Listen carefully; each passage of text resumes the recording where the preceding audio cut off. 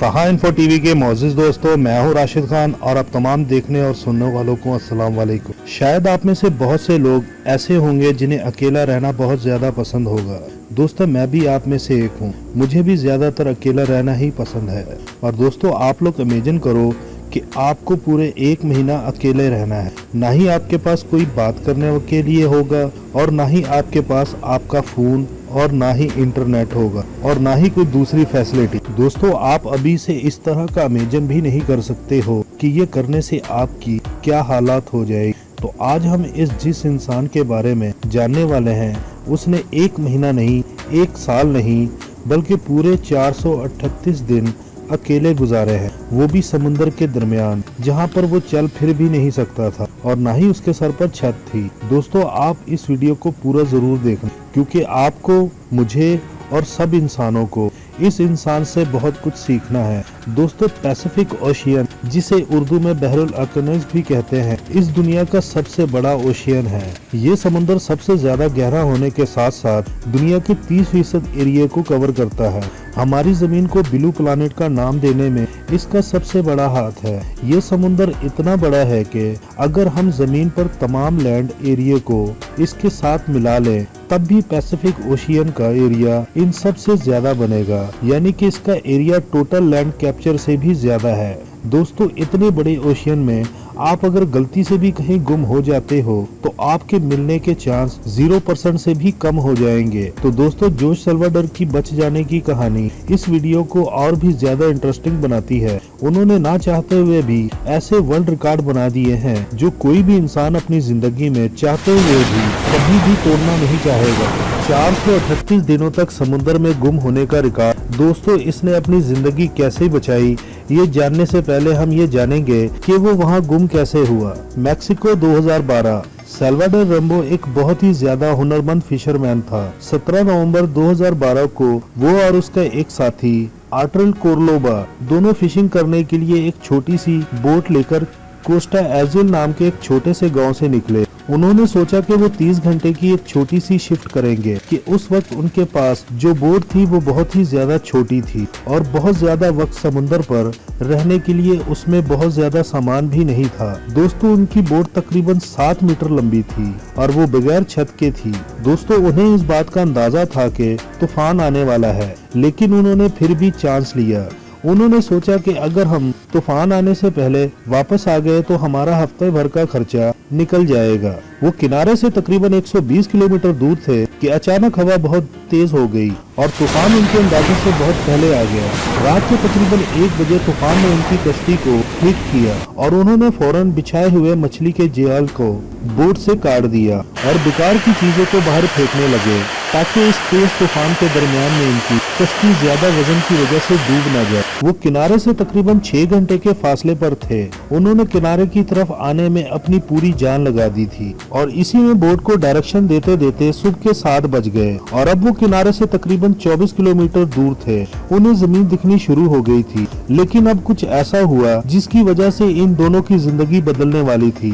अचानक से बोट के इंजन से धुआं निकलने लगा और वो एक ऐसी बोट थी जिसमें कोई अल्टरनेटिव इंजन नहीं था, यानी अगर बोट खराब होती है तो वो बोट को किसी भी तरीके से आगे या पीछे नहीं कर सकते थे और इंजन के खराब होते ही तेज हवा उन्हें दोबारा से समुद्र के दरमियान में ले जाने लगी। किस्मत से उनका रेडियो अभी भी काम कर रहा था। उसी रेडियो से उन्होंने अपने बॉस को अपनी लोकेशन भेजने की कोशिश की। अलवरिंदा अपनी लोकेशन दे ही रहा था कि रेडियो की बैटरी खत्म हो जाती है। दोस्तों, आपको सुनने में तो ये बिल्कुल एक फिल्म की कहानी की तरह लग रहा होगा, लेकिन आप तसव्वुर करो कि उन दोनों पर उस वक्त क्या गुजर रहा होगा। वो इतनी तेज तूफान से खुद को बचते बचाते हुए अपनी मंजिल के इतने करीब पहुंचने के बाद ऐसा हो जाए तो उन्हें कैसा महसूस हुआ होगा। उनके बॉस ने कई दिनों तक सर्च मिशन चलाया। कई अलग अलग फिशिंग लोकेशन के आसपास उन्हें ढूंढा गया, लेकिन वो कहीं भी ना मिले, क्योंकि वो अब तक पैसिफिक ओशियन के सेंटर तक पहुंच चुके थे। 5 दिनों के बाद उनको तेज हवा ने किनारे से तकरीबन 450 किलोमीटर दूर धकेल दिया था। उनके चारों तरफ सिर्फ एक ही नजारा था और वो था सिर्फ नीला पानी। उनकी बोट इतनी ज्यादा छोटी थी कि अगर ऊपर से कोई हवाई जहाज भी गुजरता तो वो उन्हें देख नहीं पाता था और अब उन्हें ऐसा लगने लगा था कि वो मरने वाले हैं। लेकिन उन्होंने हार नहीं मानी और खाने के लिए वो समुद्री बर्ड और मछलियों को अपने हाथों से पकड़ने लगे। दोस्तों, उनके आसपास सिर्फ और सिर्फ पानी था, लेकिन वो उसको चाहकर भी समुद्र का खारा पानी पी नहीं सकते थे। इतना साइंस का तो उन्हें पता नहीं था, लेकिन ये जरूर पता था कि अगर वो समुद्र का पानी पीते हैं तो बहुत ही जल्दी उनकी मौत वाक़ई हो जाएगी। इन्हें वहीं एक प्लास्टिक की बोतल मिली जिसमें वो बारिश का पानी जमा करके पीते थे और लंबे वक्त तक के अगर बारिश ना होती तो उन्हें ना चाहते हुए भी कछुए का खून पीना पड़ता था। उसमें उन्हें जरूरी विटामिन मिल जाती थी और अगर उन्हें ये सब ना मिले तो उन्हें अपना ही पेशाब पीना पड़ता था। लेकिन फिर भी ये समुद्र के पानी से बेहतर ऑप्शन है। और आप इमेजिन करो कि आप ऐसी जिंदगी गुजार रहे हो, आपके पास ना तो कुछ खाने को है और ना ही पीने को, और आपके आसपास सिर्फ एक ही इंसान मौजूद है। आपका सोना, जागना, खाना पीना और हर काम उसी छोटी सी बोट पर हो रही है। और मैं तो तस्वर भी नहीं कर सकता कि उस वक्त उन दोनों की फीलिंग्स क्या होगी। अब महीनों तक ऐसे अकेले रहने से किसी भी इंसान का न सिर्फ जिस्म बल्कि उसके दिमाग पर भी इसका असर पड़ता है।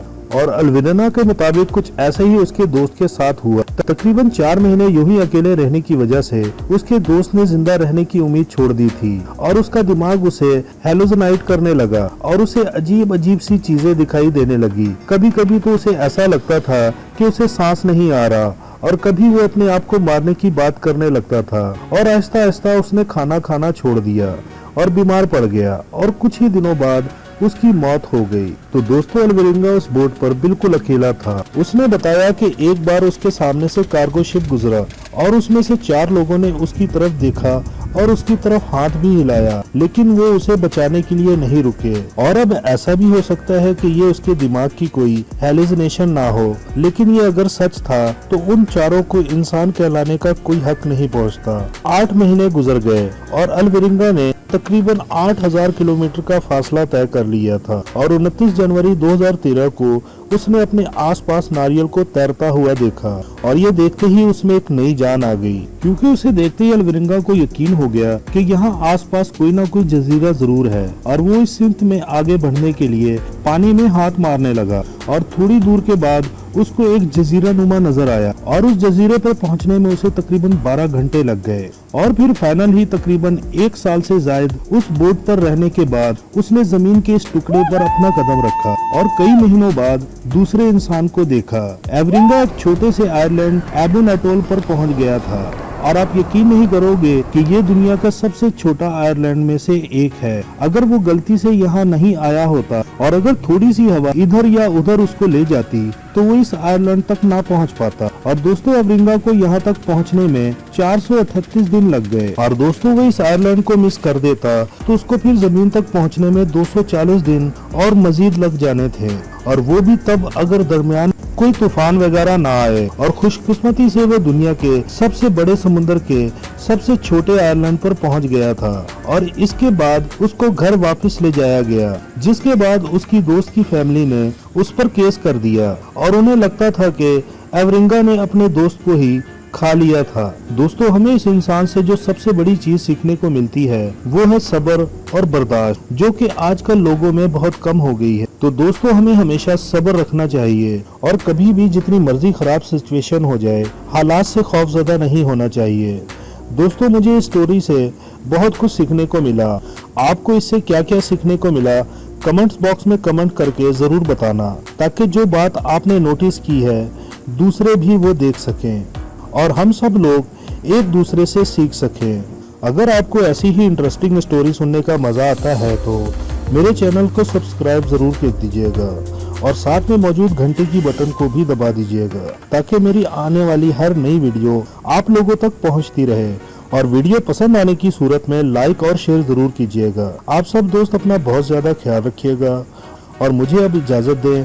Thanks this watching video. अल्लाह हाफिज़।